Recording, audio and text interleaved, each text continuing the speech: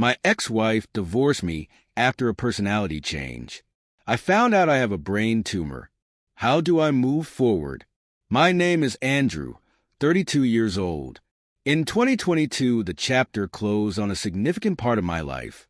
My marriage. It wasn't just any marriage. It was a journey filled with love, adventure, and an exceptionally deep connection. Reflecting on it, our relationship wasn't merely between two people. It intertwined with entire families, becoming a testament to the love and bonds we shared. My ex-wife's brother and I were so close that I had the honor of being his best man, an experience that highlighted the depth of our intertwined lives. I met Sarah, my ex-wife, 33 years old, during a time of great optimism and hope.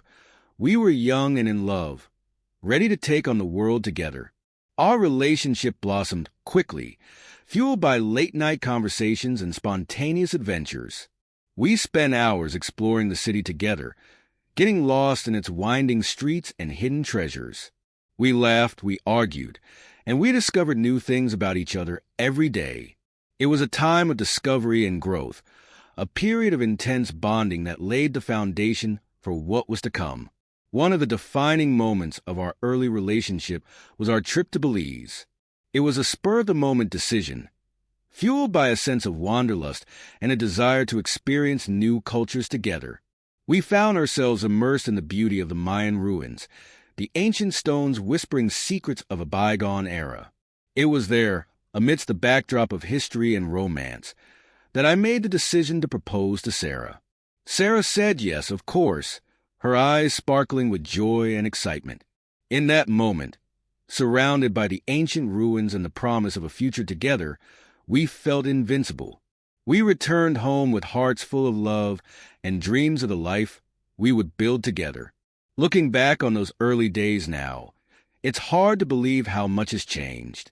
The innocence of our youth has been replaced by the harsh realities of adulthood, and the promise of forever has given way to the harsh reality. Our bond, as beautiful as it was, began to face trials that neither of us could have anticipated. Initially, it was like any other challenge a couple might face, something we believed we could overcome together. Yet as time passed, the hurdles became more daunting, testing our resilience in ways we never imagined. My mental health began to deteriorate, casting long shadows over our lives. What started as subtle changes in my behavior soon spiraled into something far more severe. In public, I was constantly on edge, plagued by an unshakable feeling of being followed. This paranoia escalated to the point where I became convinced our home was bugged, and that police or even government agencies were monitoring me. These weren't fleeting thoughts. They were deeply ingrained beliefs that dictated my actions, leading to a profound sense of fear and isolation. The day my wife, out of sheer desperation and concern, convinced me to go to the emergency room, marked a pivotal moment in our story.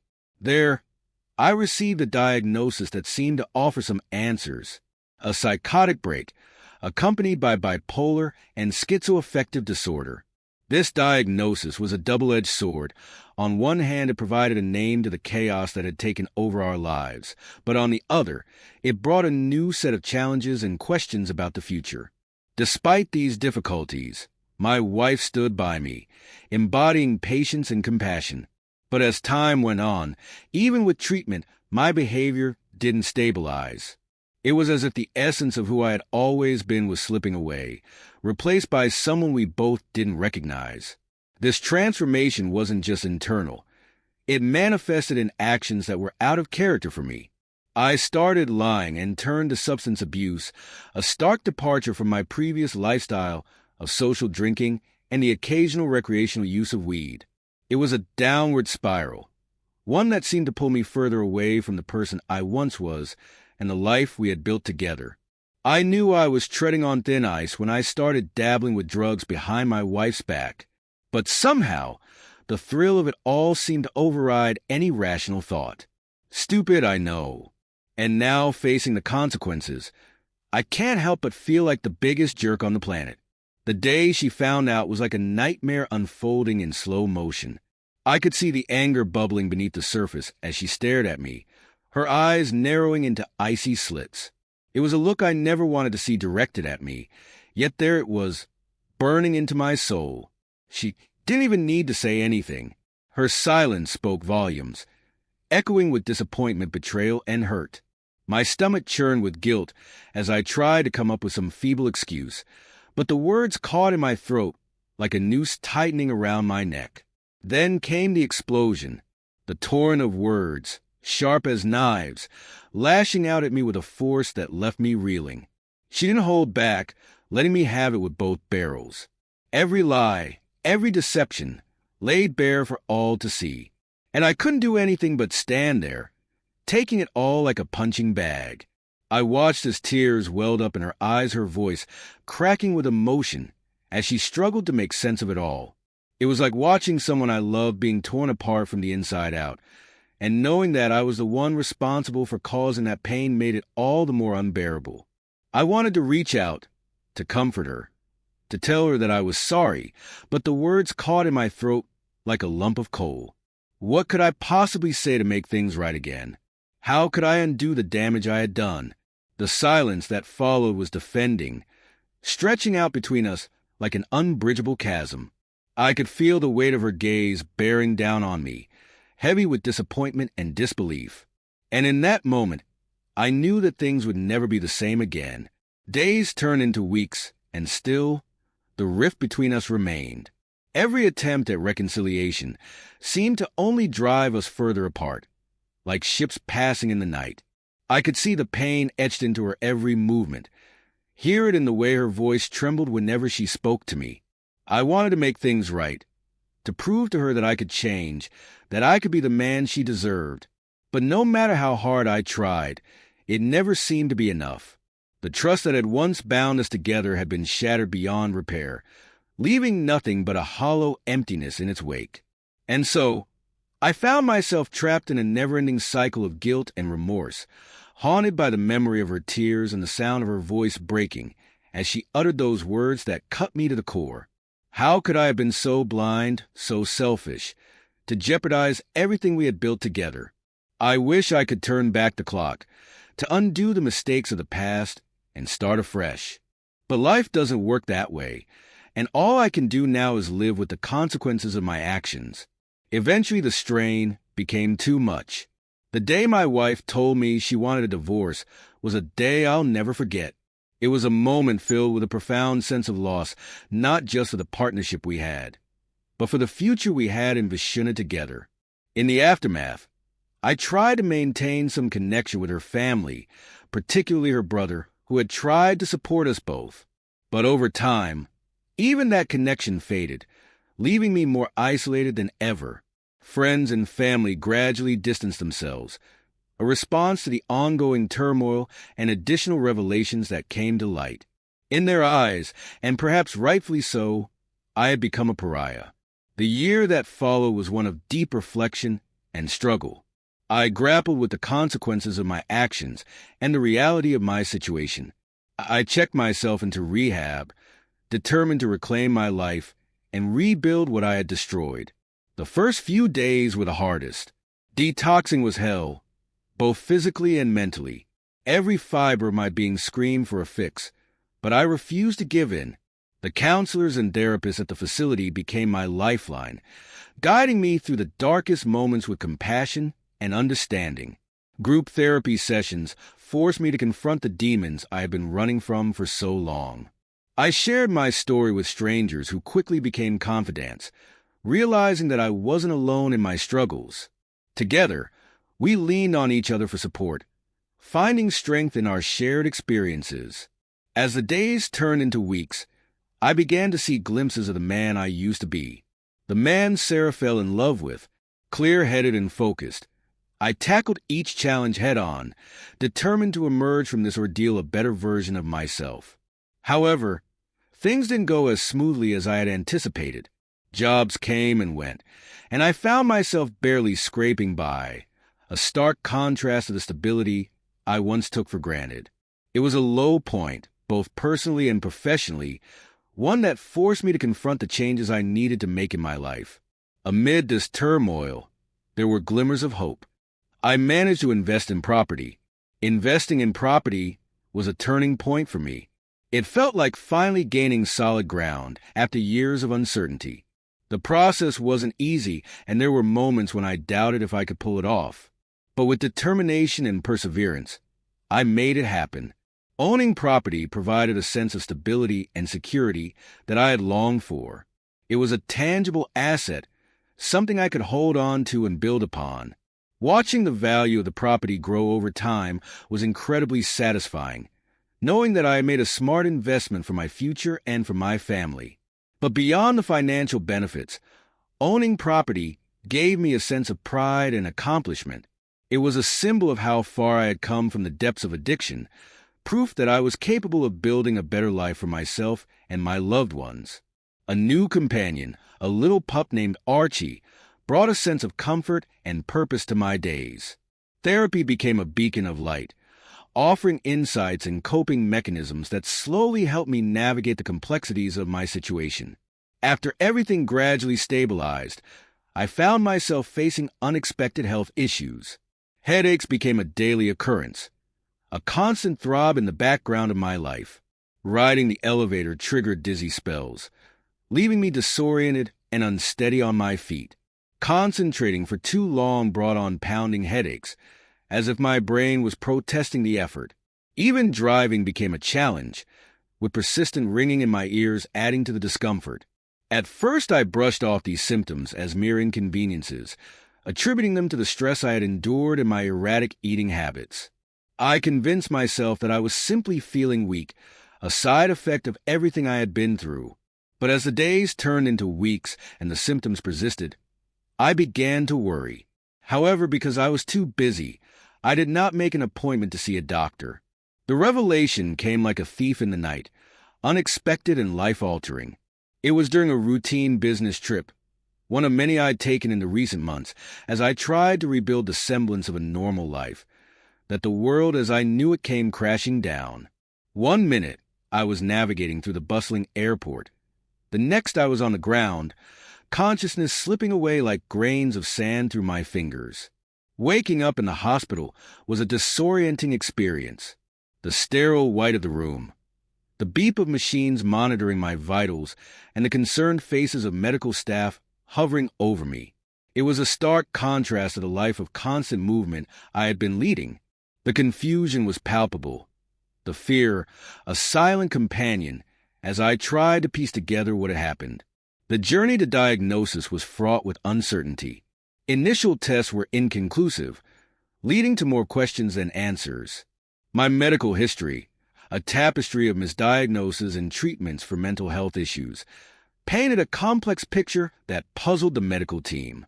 Yet it was the insistence of a keen-eyed doctor who noticed the peculiarities in my symptoms and history that led to the decisive MRI scan. The scan revealed the unexpected culprit, a brain tumor, nestled in a part of my brain where it had been orchestrating the chaos in my life from the shadows. The moment of revelation was surreal. Sitting in the dimly lit office, the images of my brain displayed on the screen, I listened as the doctor explained the nature of the tumor. It was benign, they believed, but its location had been impacting my behavior and mental health in profound ways. The words brain tumor echoed in my mind, a stark contrast to the previous labels I had been given. My initial reaction was one of shock, quickly followed by a flood of relief. For years I had been a prisoner in my own body, my mind a battlefield of paranoia, erratic behavior, and unexplainable emotions. To have an explanation, a tangible cause for the turmoil, was a liberation I hadn't expected. It was as if the pieces of a puzzle had suddenly clicked into place, offering a clarity I had been seeking for so long.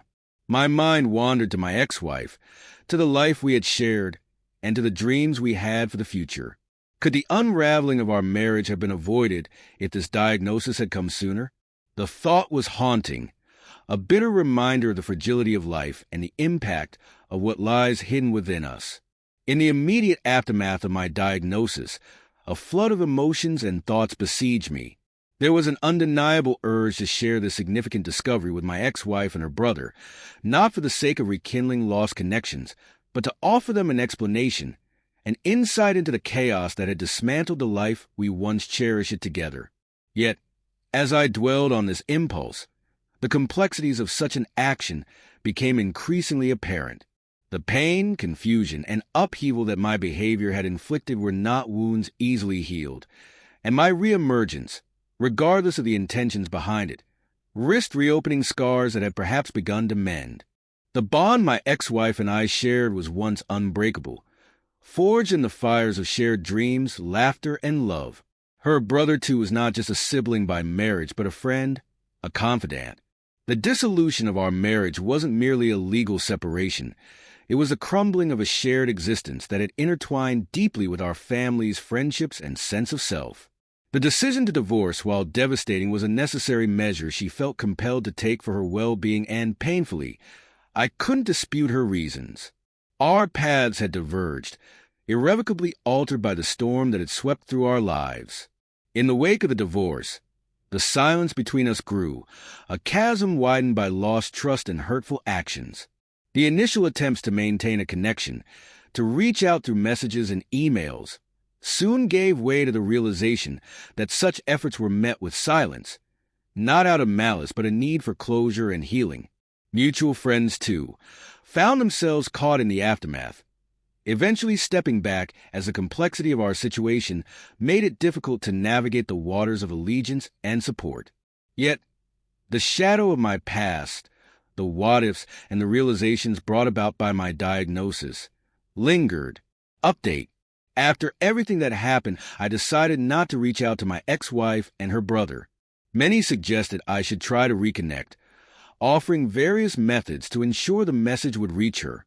From social media posts designed to indirectly inform her to direct messages delivered through mutual friends. Each suggestion was made with good intentions.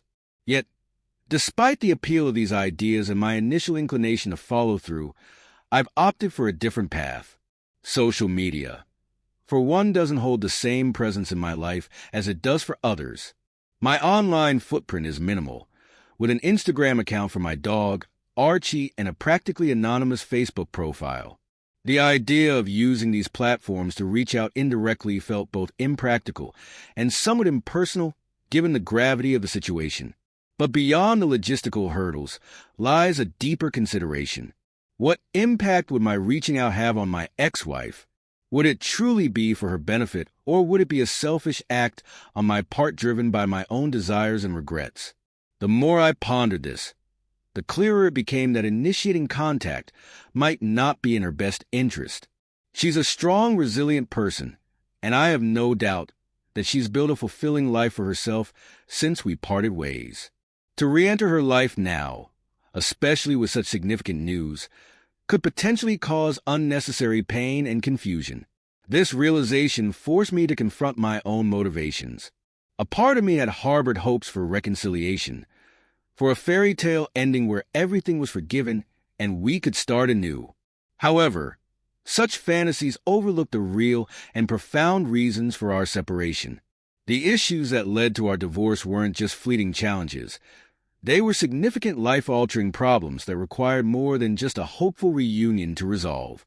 Reflecting on our shared past, I'm filled with a sense of nostalgia and affection.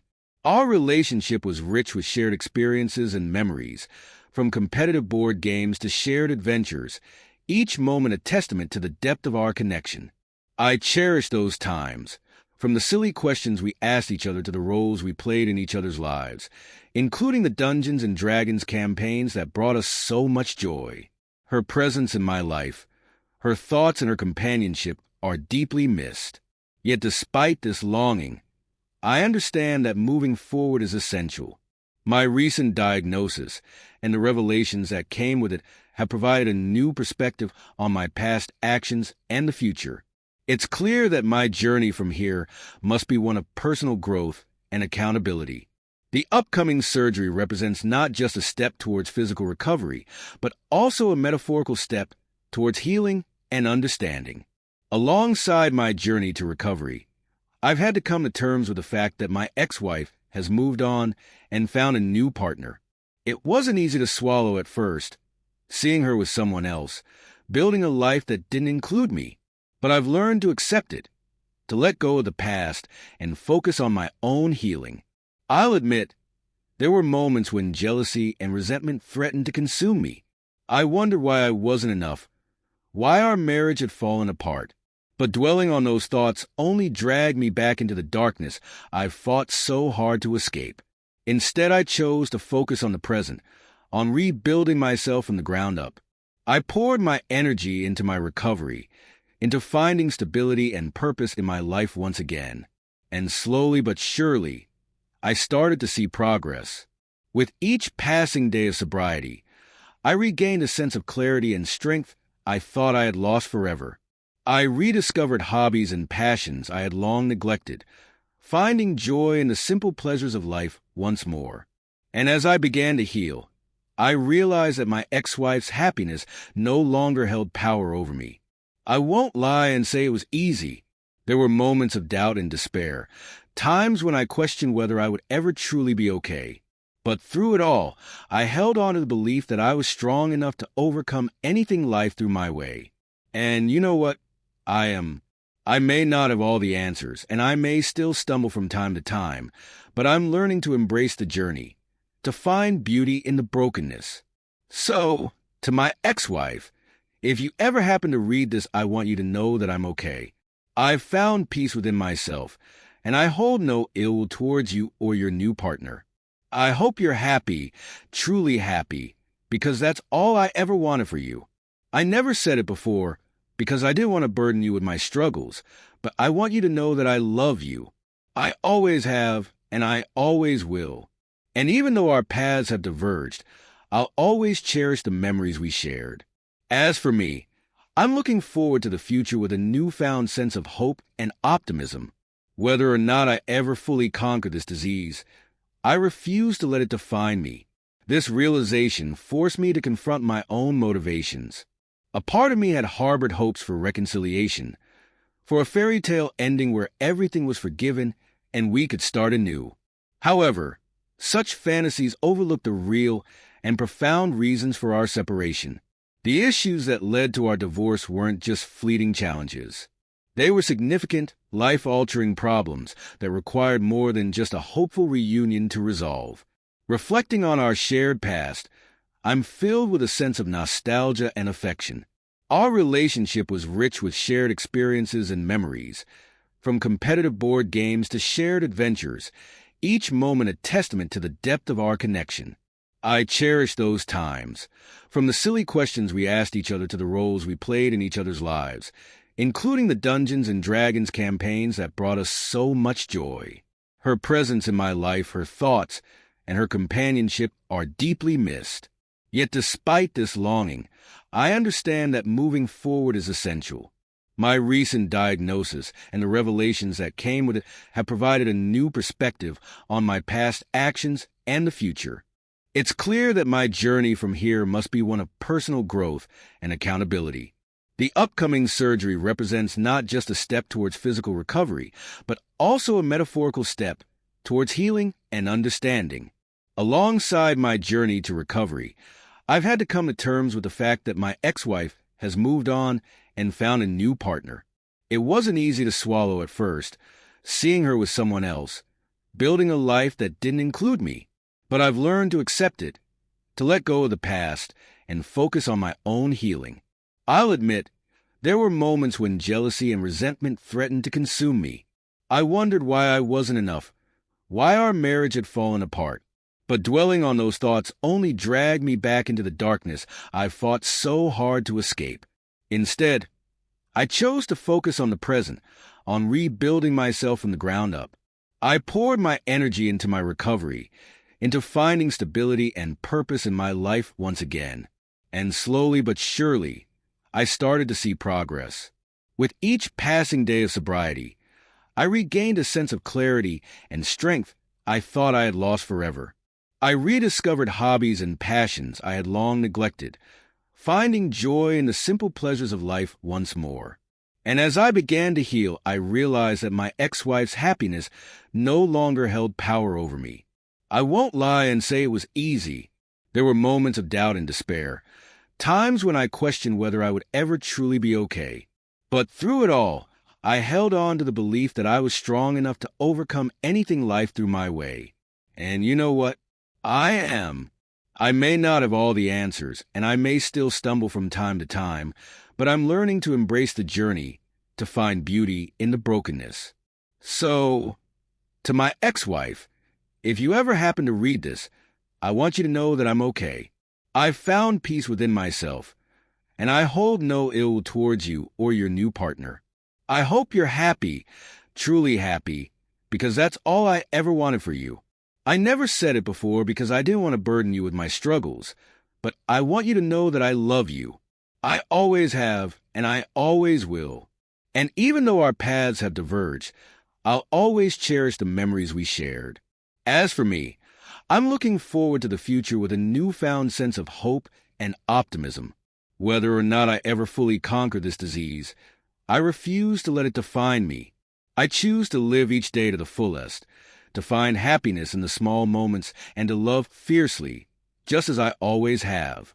In the meantime, life continues to move at a pace, presenting new challenges and decisions, and my recent property purchase adds another layer of complexity to my situation. Each of these developments, while stressful, also brings a sense of purpose and progress. As I navigate this busy period, I find myself feeling optimistic for the first time in years. The prospect of what lies ahead, though uncertain, is invigorating. My focus now is on healing, both physically and emotionally, and on the growth that I hope will follow. The path ahead is unclear, but I'm ready to face it with a renewed sense of hope and determination. My story, with its twists and turns, may not have the resolution that some were hoping for. Yet it's a narrative that's still being written, with lessons learned and more yet to be discovered. For now, I'm content to take things one day at a time, appreciating the progress I've made and the potential for what's yet to come.